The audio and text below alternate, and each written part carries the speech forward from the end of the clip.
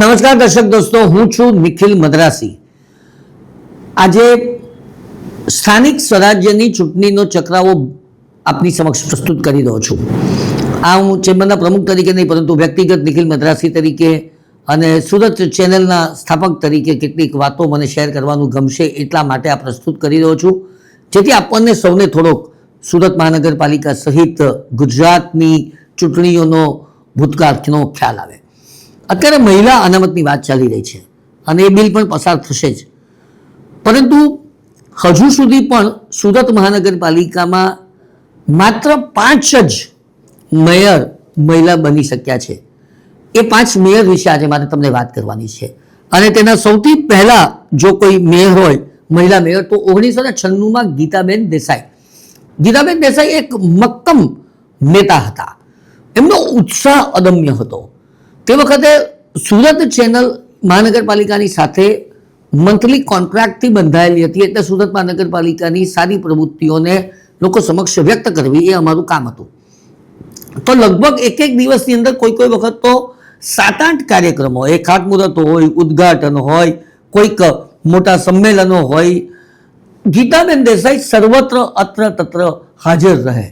અને અમારો એક કેમેરામેન રોજ એમની સાથે સવારે નીકળે તે સીધો રાત્રે પાછો ફરે, એવું અનેક વાર બનતું હતું।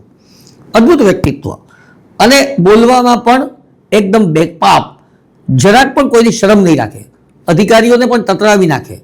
એટલું જ નહીં, મને કંઈ સમજ નહીં પડે, મારે જે જોઈએ છે તે મને મળવું જ રહ્યું, આવી એમની માન્યતા।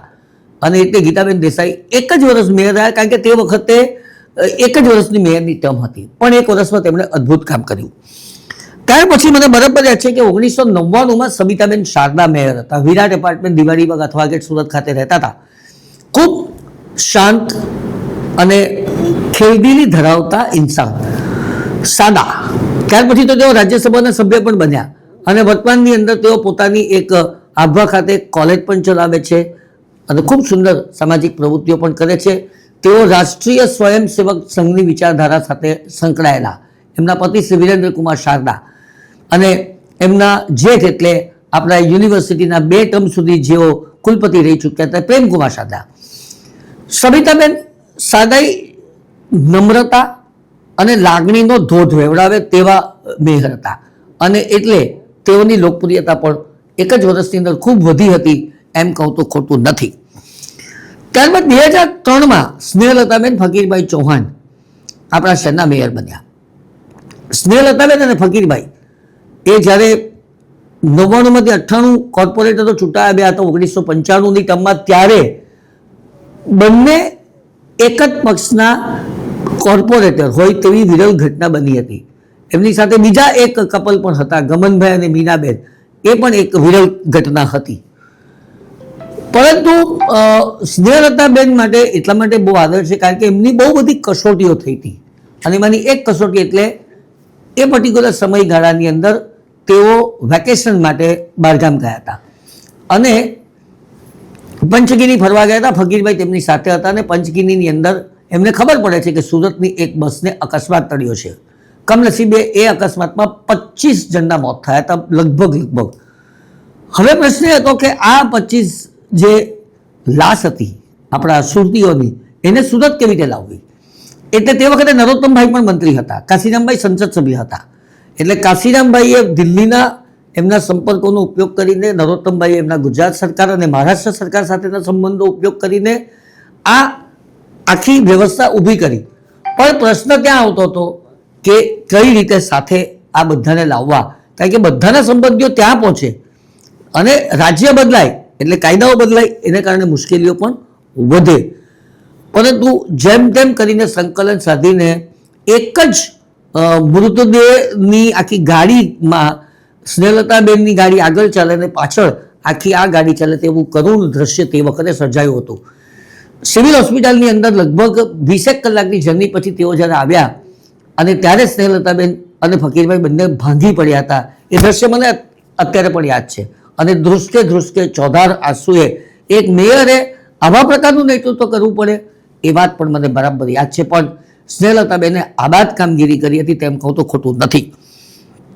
ત્યારબાદ તો વર્તમાનની વાત કરીએ તો 2015માં અસ્મિતાબેન સિરોયા, એમના પતિ શ્રી પ્રફુલભાઈ સિરોયા એ બહુ જાણીતા નેત્ર ચિકિત્સક, અને જ્યારે જ્યારે પણ નેત્રદાન કરવાનું થાય ત્યારે આપણે અડધી રાત્રે પણ એમને બોલાવીએ ત્યારે તેઓ આવે, અને એવા જ સેવાભાવી ગુણો અસ્મિતાબેનમાં હતા તેમ કહું તો ખોટું નથી.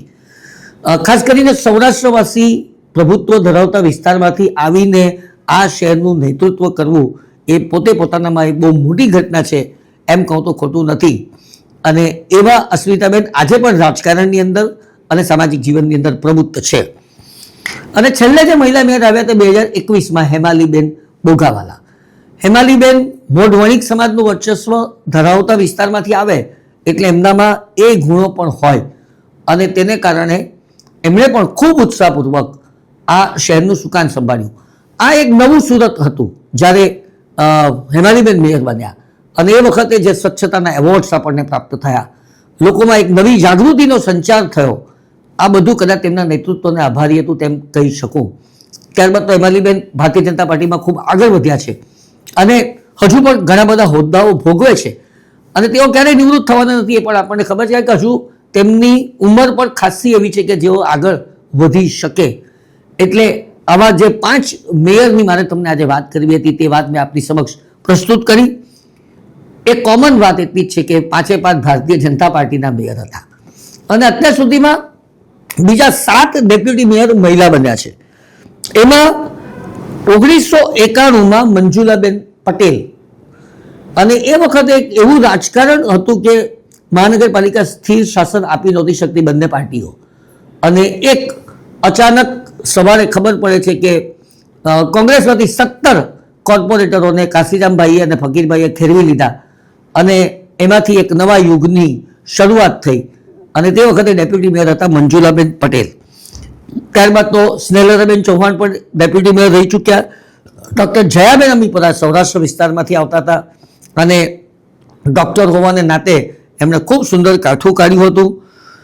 ડૉક્ટર સુષ્માબેન અગ્રવાલ જેઓ સિટી લાઇટ એરિયામાં રહે છે, હિન્દી ભાષી પ્રભુત્વ ધરાવતા એવો સુષ્માબેને ખૂબ સોફ્ટ સ્પોકન રહીને ખૂબ મક્કમતાથી આ ડેપ્યુટી મેયર પદ શોભાવ્યું હતું. ત્યારબાદ કૌશિકાબેન દેસાઈ કતારગામના વિસ્તારમાંથી આવતા હતા, અને ખૂબ સૌજન્યશીલ સન્નારી, ક્યારેય ગુસ્સો નહીં કરવો, સમાજ સેવામાં આગળ રહેવું. છાયાબેન ભુવા નામના એક અતિ પ્રતિષ્ઠિત ડેપ્યુટી મેયર પણ આપણને મહિલા મેયર ડેપ્યુટી મેયર તરીકે મળ્યા છે, અને ખાસ કરીને જ્યારે વરાછા રોડ ઉપર ભારતીય જનતા પાર્ટીએ પગદંડો જમાવવાની કોશિશ કરી હતી તે સમયે છાયાબેને ડેપ્યુટી મેયર પદ શોભાવ્યું હતું.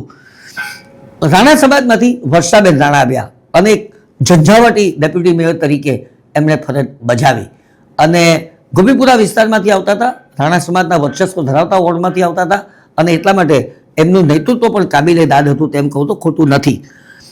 આમ આજે મારે તમારી સમક્ષ આ મહિલા મેયરો અને મહિલા ડેપ્યુટી મેયરની વાત કરવી હતી, જે મેં પ્રસ્તુત કરી. આશા રાખું છું કે મારો આ એપિસોડ આપને ગમ્યો હશે. આશા રાખીએ કે મહિલા અનામતના સંદર્ભની વાત છે ત્યારે વધુને વધુ મેયરો મહિલા તરીકે પ્રાપ્ત થાય, અને એ મહિલાઓ પુરુષ સમોવડી બનીને નહીં પણ એનાથી આગળ વધીને આ શહેરની સેવા કરે એવી શુભકામનાઓ. ધન્યવાદ.